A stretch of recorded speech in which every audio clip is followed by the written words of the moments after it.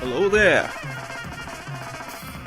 No, it's not Obi-Wan Kenobi. It's your good old pal here, Antonicus Maximus, Anthony to all of his friends, and of course I consider all of our loyal listeners of Ludic Loungecast our dear friends. So earlier, John did a solo podcast regarding the PS5 and all of what was showcased in the PS5, the system itself, the console, the features of the console, and of course the video games that were showcased for the console, to-be console if you will. So please listen to that. John did a very good and brief job regarding that. And while you're at it, please rate, review, subscribe to all of the Ludic Lounge's Ludic Loungecast, as it helps our podcast visibility. And you can reach all of those at our YouTube site at the Ludic Lounge, as well as any of your podcatchers of choice. iTunes, Spotify, Spreaker, SoundCloud, etc. So, since John covered a lot of the actual going in and ons regarding it, I'm just going to add a little bit of 2 cents here, because honestly I didn't catch the entire thing. I caught a couple of clips here and there, and the other half of me being honest is that John did such a great job. And so, tough shoes to follow, ladies and gentlemen, and everyone and anyone in between. What I will say, though, is the PS5 itself is more than likely going to be the console I choose to grab. So far, unless the new Xbox sways me with something that they come up with next, I haven't really been on their side.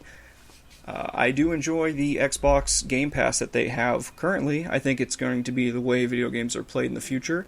For those of you unaware, Microsoft Xbox One came out with a software design similar to kind of a Netflix approach to video games. Essentially, you pay one fee per month. Right now, they have $1 for your first month, and then I believe it's close to about $15 a month, roughly, to have this streaming service. And you essentially download the game straight to your hard drive, and voila, you play the games. Now, the PlayStation currently has something similar to that. I believe it's called the Sony but Sony PlayStation Game Pass or something of that nature. I'm sorry, loyal listeners, I did not do the research on that. But the standout difference between the Xbox Game Pass and essentially the Sony Game Pass that they have for their PS4 is that the Xbox Game Pass has a lot more games, a lot more AAA games, independent games, and honestly a lot of fun games. For example, right now Red Dead Redemption 2 is on Game Pass. If you are subscribed to it, you can download it and start playing it today. I know they had Grand Theft Auto 5. Right now I'm playing actually Shadow of War, which is the sequel to Shadow of Mordor, which is the Lord of the Rings themed video game. By themed, I mean it takes place within the actual realm of the Lord of the Rings. It's quite interesting. I'm very much enjoying it, and I'll have a more in-depth analysis of that for you on the next time I'm on the Ludic Loungecast. Moving forward, like I said, I'm going to definitely subscribe to the PS5. They still have yet to announce prices for the PS5 as well as the new Xbox coming out, which kind of makes me nervous.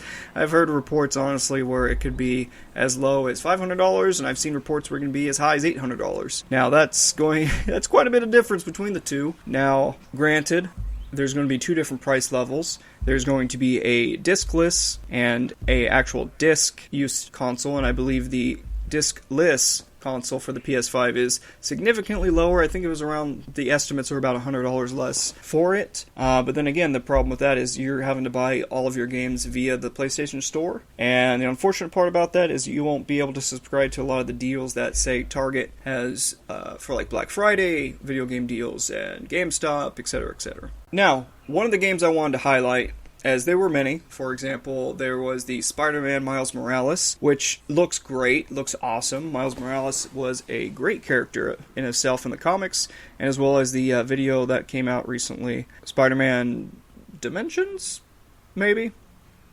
See, this is why it's important to have John here, loyal listeners. John will normally correct me on the spot, tell me how wrong I am, and we would just move on and go forward. And seeing how as I'm not going to look up the time to actually do all of that, I'm just going to speak from the heart, everybody. From the heart. And just say, hey, the movie was great. It was a great animated feature. It starred Miles Morales as Spider-Man taking the mantle of Spider-Man. And it was awesome. I will be lying to you if I said I read a lot of comic books featuring Miles Morales as Spider-Man. As I don't really have the same comic prowess as John, I typically don't read that many comics day in, day out. What I will say is I enjoy his character. I enjoyed his character in the PS4 version of Spider-Man, the PS exclusive, the Sony exclusive, if you will, game of Spider-Man that came out a couple years ago. Excellent, great. And if it's just an extension on that, which a lot of the reports are. So unfortunately, I hate to burst the bubble of a lot of people out there. The reports of this Miles Morales Spider-Man is that it's not its own game. It's not Spider-Man 2 Miles Morales. It's essentially an extension of the first Spider-Man game that came out a couple years ago. What that means, I'm not 100% sure. Is it going to be a glorified downloadable content or DLC? Is it going to be its own feature-length game? That I don't know, and I hope there's some clarification on that. And more than likely, within the next few months, there's going to be clarification on that. There's going to be clarification of price range, etc., etc. But the game I really, really want to talk to you folks about, and I just saw a trailer of it as early as today, actually, as I'm recording this. It's called Star Wars Squadrons. It is an EA exclusive game. It will be for the PS5. It will be for the Xbox, and I believe also the PC. So it's going to be cross-platform. And the beauty of that means, say for example, I'm playing on PS5, and John just so happens to play on his Xbox, and our good friend Brandon, as our third member there, plays it on his PC. Well, the good part about that is we can all squad up and take on the world together. So that's what essentially cross-platform means. Now, what got me super stoked for this game is that, essentially from all accounts, is that it's going to have a story mode by itself, which is grand, because A, I like a good story, I like a good Star Wars story, but B, and more importantly, I completely suck at multiplayer games. I'm terrible. I don't do enough grinding as everyone else does to get into the higher echelon of the multiplayer gaming experience. But alongside with that multiplayer exclusivity, we'll say exclusivity, you're going to be able to have a 5v5 dogfighting. Now, it's going to be grander battles, I'm assuming, as well, but one of the things they highlighted was a 5 versus 5 dogfight. And that's really good. So, like I said, if all three of us gang up and take on the world, that means we only need 2 other people, which is fine. We can pick up 2 random Joes. Maybe you, loyal listener, maybe you'll want to play Star Wars Squadrons with us. Now, going back to the story and the story trailer that I watched, it's an excellent trailer. I suggest if you're anywhere interested in Star Wars or Star Wars gaming, you watch this trailer. It's fantastic. The best part of this trailer, you may ask? Wedge Antilles is in an X-Wing. Now you may be thinking, who is Wedge Antilles? Why is Antonicus sitting here talking about Wedge Antilles? Well, sit back and let me tell you, kiddos, why Wedge Antilles is the man and should have his own name of honor within the Star Wars mythos. So Wedge Antilles, again, I won't give you his plot and everything with all, 9 movies essentially. I guess it would only be 6 movies, because he was not in the prequels. However, Wedge Antilles was a rebel pilot who flew with Luke Skywalker, good friend, watched his 6, and Wedge Antilles, essentially not a Force user, didn't have any Force powers. He was the one guy in the whole Star Wars franchise without Force powers that was able to get not only 1 Death Star blown up, but 2. Wedge is a dedicated pilot, he's great at his craft, he's a loyal friend, a fierce fighter, and he is literally my favorite character in the Star Wars universe. I hope one day that there is just a Wedge Antilles TV show? Movie? I don't know. He was in the animated TV series of Star Wars called Star Wars Rebels, which takes place before, just before actually, Episode 4, A New Hope. So you got to see his beginnings and how he worked his way up into the rebellion and up to being a great star pilot. Check out his character. That was just a small synopsis. He's my favorite, that's all you need to know, and Wedge Antilles is the motherfucking man. Period. So overall, dear listeners, I was very happy to see a lot of the games that were showcased for the PS5. I was very happy to actually see the console itself. Now, I know some of the memes out there, some of the jokes that, yes, it's a Wi-Fi router with a couple extra walls slapped onto it.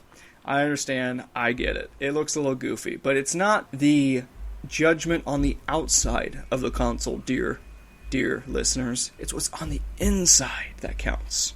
So remember that.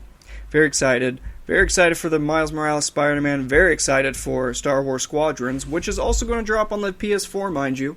It's going to be coming out sooner than the PS5, So I have a very tough choice to make if I'm going to get it for my current PS4 or if I'm going to be a big-ass baller and just get it for my PS5 when I drop some dough on that. I don't know. Undecided yet. What is important is that there's going to be a lot of great games coming out for the PS5. A lot more exclusives. I think it was almost 2-to-1 the exclusive solely for Sony versus the exclusive solely for Microsoft Xbox, which says a lot. The Sony PlayStation and what they've done with their first-party games that are exclusives have been fabulous. Again, like I said, I'm not going to go over all the other games that were showcased. John did an excellent job doing that, and I can't speak high enough as far as going to listen to that if you want an actual in-depth analysis for it. However, dear listeners, I will leave you with this. Wedge Antilles is the goddamn man. So thank you, loyal listeners, for listening to this little ramble of mine on the Ludic Loungecast Solo Antonicus Maximus edition. So, thank you for lounging with me today. Hope you have a great rest of your week. Hope you have a great rest of your month. And remember, you can always reach us at the ludiclounge@gmail.com if you have any questions, comments, concerns, or you just want to get in touch with us. We also have a Twitter page, and that's @Ludic Lounge. You can reach us on there, shoot us a DM, or just shout us out if you think we're doing great. It all around, loyal listeners, helps us with podcast visibility. So anyway, thank you for your time. Thank you for your loyalty to us, and have a great rest of your day. Thanks for lounging.